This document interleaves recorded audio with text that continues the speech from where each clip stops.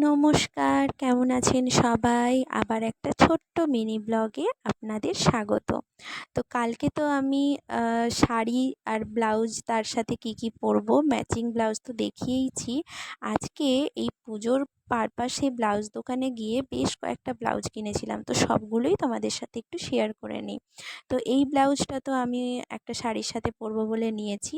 একটু হালকা কাজ করার ওপরে ব্লাউজটা কেমন লাগছে কমেন্ট করে জানিও। তারপরে এটাও একটা শাড়ির সাথে কিনেছি, সেটা জানতে হলে কিন্তু আমার আগের ভিডিওটা দেখতে হবে। আর তার সাথে দেখো এই ব্লাউজটাও কিনেছি।